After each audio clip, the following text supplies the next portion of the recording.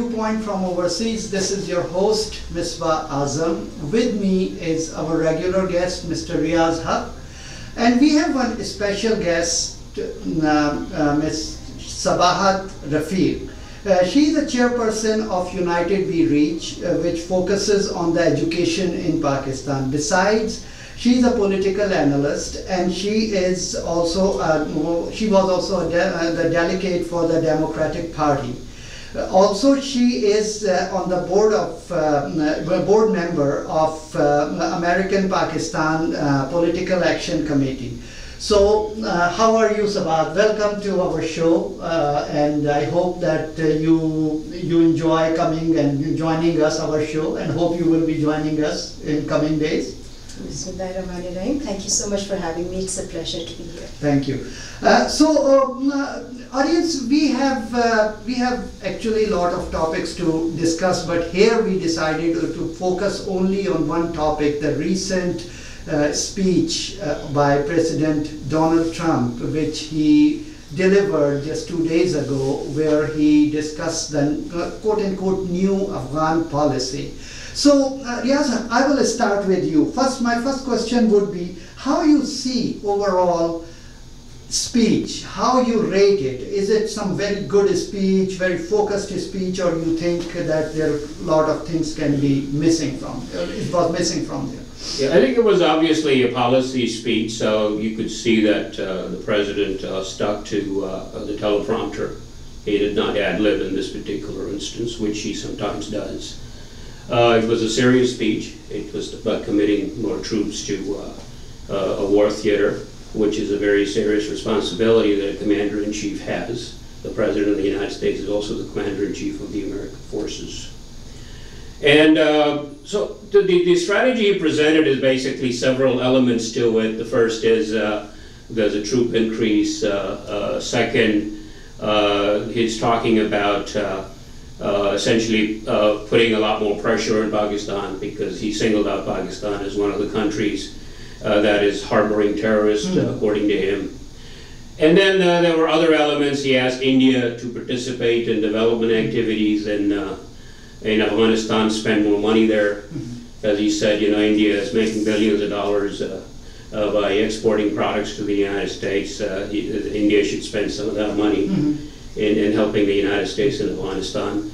And at the same time, he said that, you know, the focus is going to be not on nation building, not on development in Afghanistan, the U.S. focus, but it'll be mainly to fight terrorists, essentially, as I said, kill terrorists.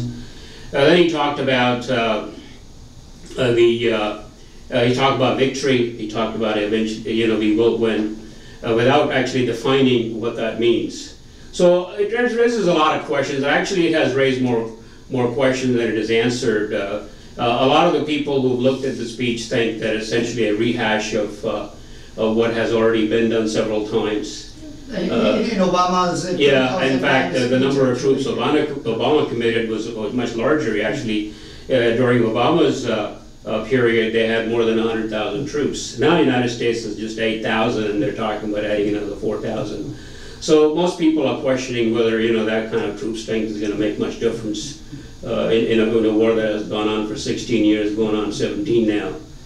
So there are a lot of serious questions. There are also questions about whether or not Pakistan will yield the U.S. pressure and do what the United States wants it to do. So those are the questions that are being raised right now. So, Sabahat, first of all, I would you are kind of insider here, you know. I mean, we are always outside and talking about U.S. politics, but you really went inside. You met people. You were the delegate for the Democratic Party. So, you know, just please look at your experience with American politicians and you interact. How you see this speech overall, and do you really think something really came out from it and it is really good, something good we are going to see, or you think it is just, as Riaz says, that something happening for so long?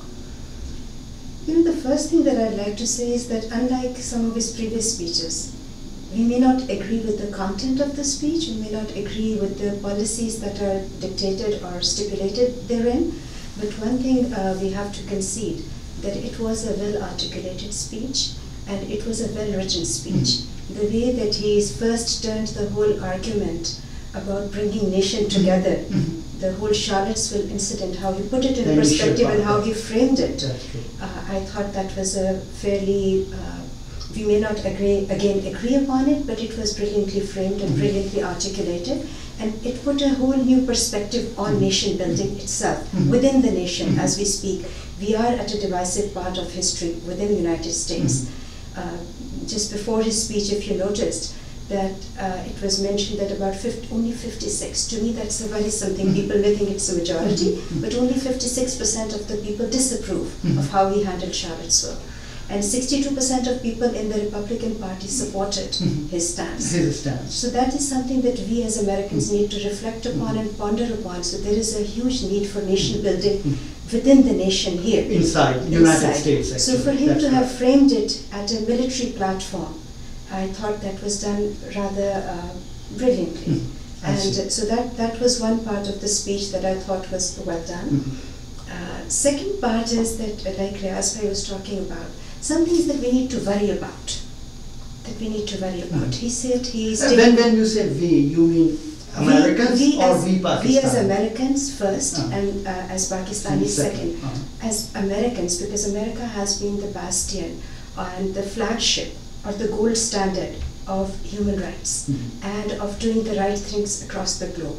And we've been very vocal, and we spearhead movements in different international organizations. So when my president stands up and says that he's moving the focus away from nation building and he's going to empower the forces there to go do whatever is necessary, and when he uses strong words like kill, that to me is very sad. I see. As an American. Because you see what we're talking about, and if you saw some of the subsequent interviews of some of the people who are actually fighting, of some of the army generals, they seem to take it, and I can actually quote, there was one interview with one of the commanders who said that, our hands were constrained because we were tied to standards of minimizing collateral damage. That's true. So you must have seen a lot of that coverage. So for me, when an American president stands up and says that he's moving away from nation building, that means we're looking at a very long engagement. Because minus nation building, you can never exit from Afghanistan. So I'll come back to you on the same question, but let me ask you, Riyad. Yes, Sabat raised a very good point about the nation building issue. He said that he wants to pull out. The way I see it, nation building, when we go for start doing the nation building, it is in my opinion, Sabat, you can disagree with me for sure, then things get out of control. You cannot build a nation. I mean, they have their own traditions, own culture. Especially, I grew up in the place, Northwest Province. I used to go to Afghanistan at that time. I'm talking about 70s, before the Russian invasion and all. So they are very different people. So how do you think it? How you see what Sabat said? Do you really believe the same way? Or? I think it depends on what you mean by nation building. If by nation building you mean that you want to go and rebuild nations in your own image, in the American image, then obviously that's a mistake. Because, as you said, every country, every people, every society have their own culture, their own traditions. You cannot go and tell them, hey, this is the right thing to do it like we do here in America. So that was obviously not going to work. I think that was Bush's thing, he wanted to bring democracy to every country, every corner of the world, and the American concept of human rights. But at the same time, I think we need to be concerned. See, you cannot kill or jail all the terrorists. There will always be. In fact, if you kill a lot of them, you will be producing a lot more of them. Every terrorist you kill has a family, has children, has brothers and sisters and other relatives who will come out and try and avenge their deaths. So that will not just end terrorism, it might actually create more terrorists as a result of it. So what do? You have to figure out a way of creating opportunities for them, so that instead of fighting, instead of attacking the United States, instead of attacking their own people, you engage those fighters in more productive activities, create jobs for them. So that's the important thing. But again, U.S. has been, failing in that activity as well. Now, Trump has to balance that, the need to do something in Afghanistan with his own base. His own base is very isolationist. Actually, there is very little support for America going out and rebuilding other nations. In fact, a lot of people were expecting, Trump himself said that in his speech, that my own instinct was to pull out. Even I think that. I'm not his... But he said he went... Let me counter that a little bit. No, I'm in agreement with you, Riaz, but I'm countering the point that you made earlier, that Riaz is right, it is dependent on how you define nation building. But if you go into a country, by definition, you destroy infrastructure. That's correct. You destroy all institutions. All financial institutions have been destroyed, your judicial processes, your legislative processes, everything is in shambles right now. So when we engage in nation building, it does not necessarily mean that you impose your set of values upon another nation. You're absolutely right, you do take local cultures and local traditions into account. But at the same time, when you go in as a foreign force and you take away the caveat of even collateral damage, the kind of ravages that you would create, you may have a victory, but if you exit without building institutions that can run the country, you can never exit the country. So nation building does not mean imposition of American values on somebody. Nation building is a responsibility of the invader. See, just like you are saying, like in Japan, Americans do that after the World War II, they virtually did the nation building there. If you leave a nation in shambles, there will be, like Riaz correctly pointed out, there will be a lot more bloodshed. So sans nation building, you're in Afghanistan for a very long time. And I fear that Afghanistan, unfortunately, was the graveyard of the Russians, as the saying goes. And I fear for us as Americans that we may be making the same mistake of going into a war without defining what exact outcome are we looking for.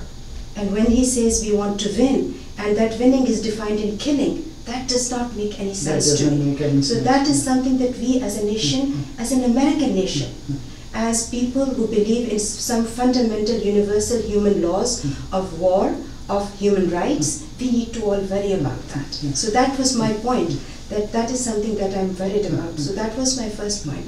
Second point, as Riaz very correctly, and Riaz is mashallah one of the leading intellectuals in this area, and I hold and we are all proud of him. I'm very proud of him, and I'm always in awe of how he articulates or frames arguments, and he correctly alluded to the second part, which I believe is something that we need to worry about, both as Pakistani Americans and as Americans. Because Mr. Trump talked about leveraging India vis-a-vis Pakistan. Now that's not the dignity of a protocol of diplomatic engagement.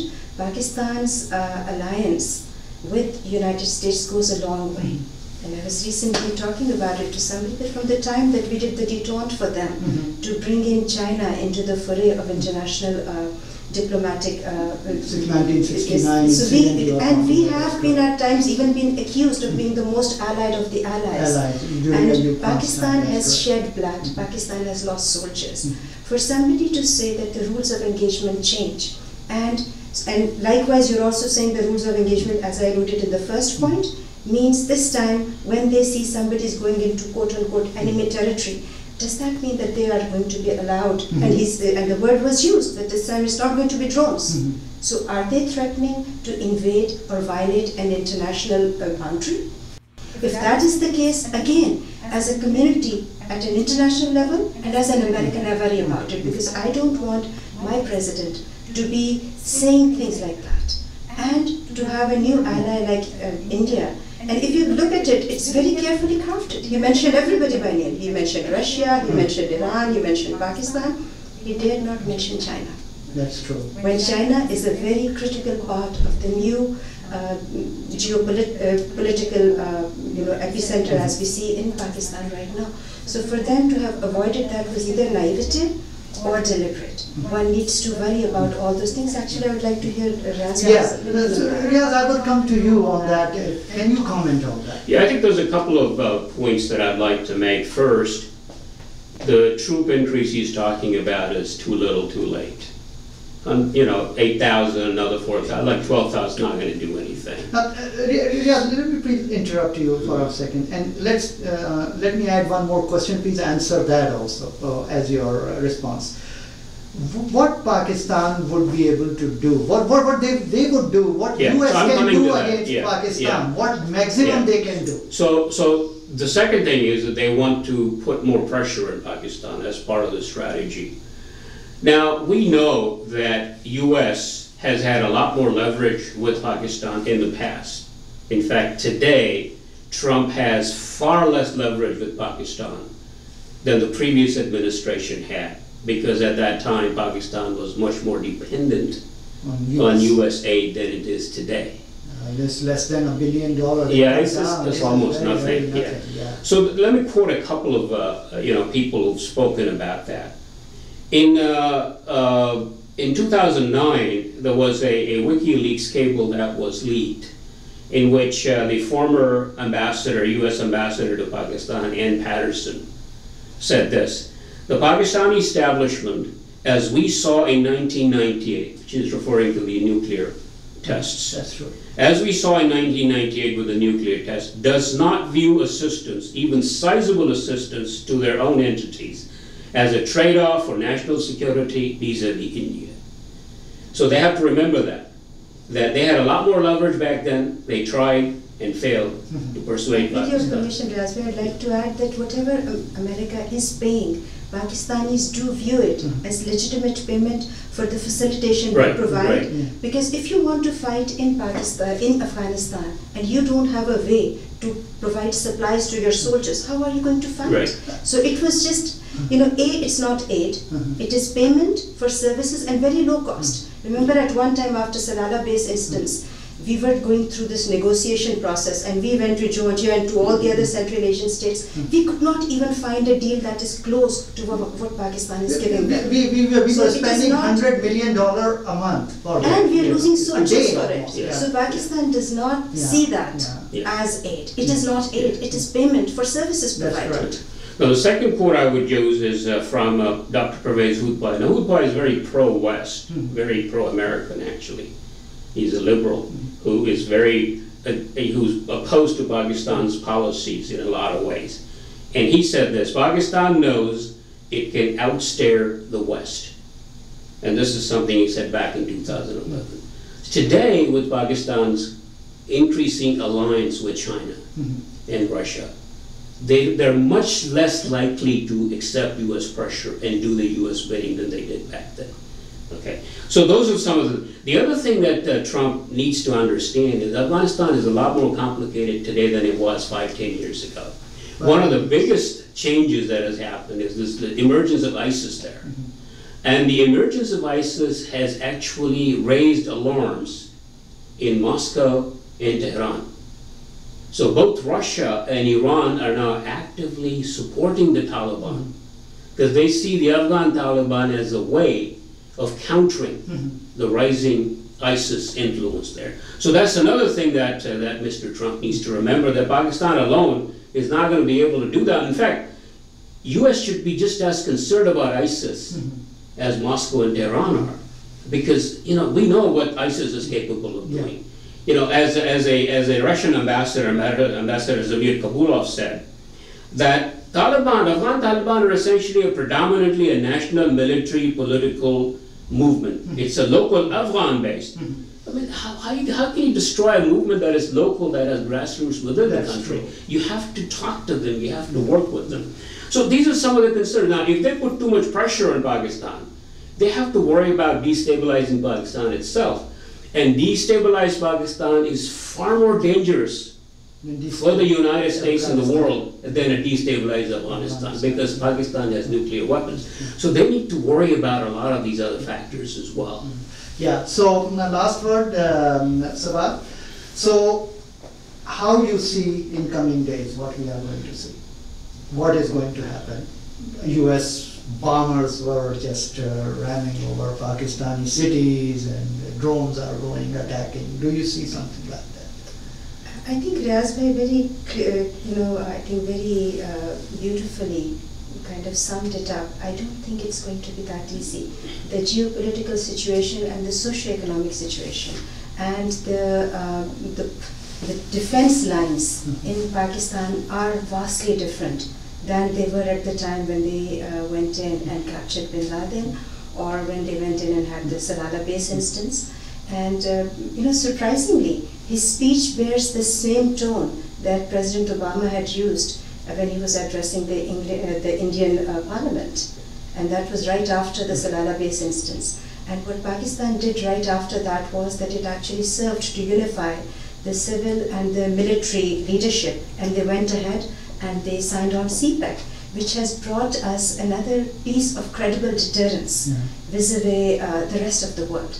And while at that time there was, if you remember, there was a little bit of stress between the... That's true. It was among the worst relations and those days. Surprisingly or coincidentally, at this point again, Pakistan does have an Achilles heel, because at this point the equation between the civil-military relationship, the judicial and the civil, so there are some weaknesses. So one cannot take it too lightly, and this I'm saying as a Pakistani, that one cannot take the situation very lightly, because there are certain, in my opinion, weaknesses in the system. And Riaz Bhai correctly pointed out that it would not benefit anybody, and least of all America, to capitalize on those weaknesses. So my personal feel is that it may actually bring some unity. Pakistan has a history of unifying against an external threat like any other nation. So it maybe one can hope that it may actually help the situation. And if anybody thinks that they are going to be invading Pakistan's airspace or Pakistan's boundaries without, and especially when they are threatening to use India as a leverage, they want to bring India in. And the whole situation crumbled when we saw almost 50 Indian consulates spring up in Afghanistan. So if you use it again, it's something that's been tried before. I don't see it succeeding. Riaz, you want to add? Yeah, let me just add quickly one thing. Any final settlement, any resolution to Afghanistan has to address Pakistan's biggest concern, which is the use of Afghan territory for launching attacks against Pakistan itself. We know that that India has been using the Afghan territory to attack Pakistan. In fact, a former U.S. Defense Secretary, Chuck Hagel, said this, that India has been using Afghanistan as a second front against Pakistan. This was further reinforced, this point, in a speech by Ajit Doval, the Indian National Security Advisor, a few years ago, when he said that we will use Taliban or any other militants to attack Pakistan in order to neutralize it. So I think those are some of the concerns. As long as Pakistan's legitimate concerns in Afghanistan are not addressed, it will be difficult to make Pakistan a part of the solution. So, ladies and gentlemen, you heard the opinion of my guests, and just today, Secretary of State, Mr. Tillerson, has made a statement, which is not very strong a statement, but that kind of shows that there is a realization, which my two guests were talking about, in US administration, that India is a part of destabilizing Pakistan also.